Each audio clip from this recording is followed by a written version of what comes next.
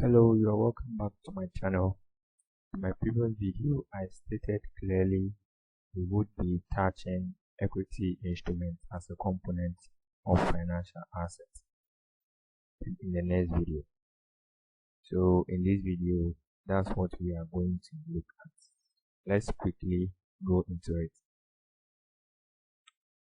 Before we move into it, we have to look at what the standard says regarding the initial measurement of financial assets.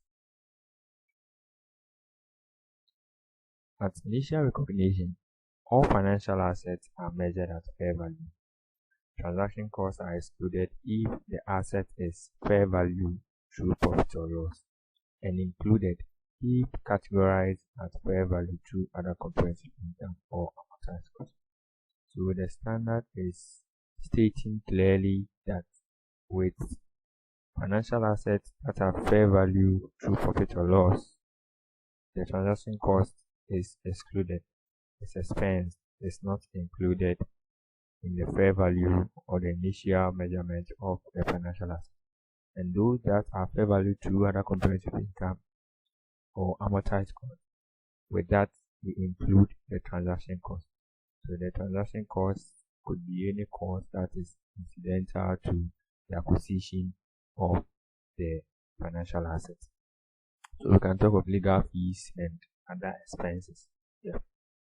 Okay, so let's quickly run into the equity instrument. When we talk about equity instrument as a component of financial assets, we are looking at investment in shares in another entity. So we are looking at the shares that an entity buys from other entities. The investment that an entity makes in other entities through the purchase of shares. So we are looking at ordinary shares bought in other entities. So if an entity buys shares issued by GCB, issued by MTN, EcoBank, or any other institution, then that entity that buys it is having an equity instrument or a financial asset that is an equity instrument. So the standard says that equity instruments are measured at either fair value through profit or loss or fair value through other comprehensive income. So if you have watched my previous videos, I have already explained what we mean by fair value through profit or loss and also fair value through other comprehensive income. But for the purpose of this video, I would want to touch on that as well because the standard has provided so. So let's quickly look at that as well. So fair value through profit or loss under the equity aspect. So the standard says this is the default position for equity investments. That's investment held for trading. So with fair value through profit or loss, let's take note. It is the default position or the default measurement of financial asset equity component, or the equity instrument of a financial asset is defaultly measured through profit or loss. That's investment held for trading. So an investment held for trading is an investment that is acquired for the purpose of selling it in the near future, or as part of a portfolio of financial assets subject to trading. So that is what investment that is held for trading is. So we hold it with the intention of selling it in the near future to recognize the gains. So let's quickly move forward. So as I stated earlier, fair value through profit or loss is not new to us. We're already familiar with it. So the standard keeps on providing. So any transaction cost, that's any legal charges or any other incidental cost that is associated with the purchase of this investment are expensed, not capitalized. So under the profit or loss statement, under fair value through profit or loss, we do not capitalize transaction cost. We expense it as a period cost. So the investments are then revalued to fair value at each year end, with gains and loss being shown in the statement of profit or loss. So at the end of every year, we check the closing fair value of the financial asset or equity instrument. Then we check whether there are gains and losses depending on the value at the year end, comparing with the value we had at the beginning. Then the gains and losses are strictly sent to profit or loss. So whether gain or loss, let's look at the other side of it. Fair value through other comprehensive income also isn't new to us, but let's look at what the standard provides under equity instrument. So instead of classifying equity investment as fair value through profit or loss, an entity may choose to classify the investment as fair value through other comprehensive income. This can only be chosen if the investment is not held for trading, and once this category is chosen, it cannot change to fair value through profit or loss. So it can only be chosen if the investment is not held for trading.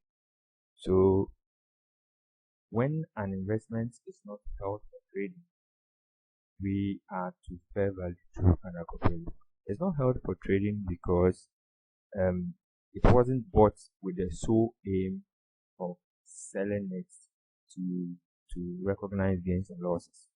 So with equity instruments that are fair value through other comprehensive income, the sole aim of the acquisition isn't to sell it to recognize gains and losses, but the sole aim is to probably hold it, but in case there are any chance of you trading it quickly to recognize some gains, the entity does that.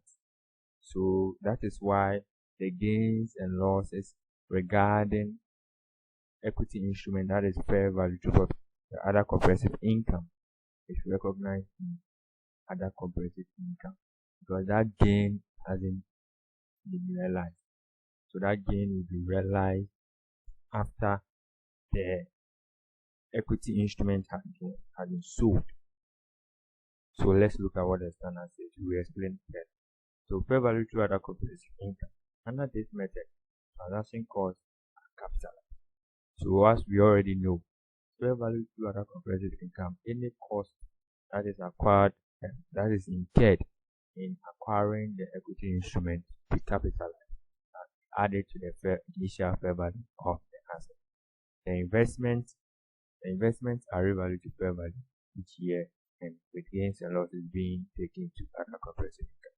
So the gains and losses that we recognize, so let's listen carefully. So since it's not held for trading, any gain or loss that we recognize through the checking of the closing balance and the opening balance, we send it to other comprehensive income because it's not held for trading. This is not held for trading. We only recognize, or we only realize that gain when we dispose of the equity instrument. So let's look at what it says here. If a fair value through other comprehensive income investment is sold, investment reserve can be transferred into retained earnings or left in equity here. So whenever we regularly send the gain or losses to other comprehensive income or other reserves, or the investment reserve as is termed, immediately the instrument is sold, the gains and losses can be transferred to retained earnings. So now that amount has now become cash. So we send it to retained earnings, or we leave it as part of the equity component. But it is very, very prudent and more plausible to send it to retained earnings, because the item has now been sold and cash has been received. So it is possible to designate an equity instrument as fair value through other comprehensive income, provided specified conditions have been complied with as follows. So which means that we can choose to measure equity instrument through other comprehensive income or fair value through other comprehensive income based on these conditions. So we cannot just choose it because there are conditions and the entity must meet these conditions. And the first one is the equity instrument cannot be held. One entity can only opt for or should only should designate an equity instrument at fair value through other comprehensive income when the equity instruments cannot be held for trading. That it cannot be held for trading. The sole aim of it is not to sell or to sell for making gains. And the second condition is there must be an irrevocable choice for this designation of an initial. So the irrevocable choice means that the entity cannot reverse it. It's irreversible. As we all know, the default position of equity instrument is fair value through profit. So if at initial recognition an entity decides to designate its equity instrument through other comprehensive income, fair value through other comprehensive income, is irrevocable, irreversible, cannot reverse due to comparative base. So with the issue of comparative analysis, we need to compare our items previous years, current years. So for comparative analysis sake, I think yes, you making it irrevocable makes it so you'll be able to look. Thank you once again for watching this video. If you find this video useful, kindly give it a like, share, and stay tuned for the next video, financial liabilities.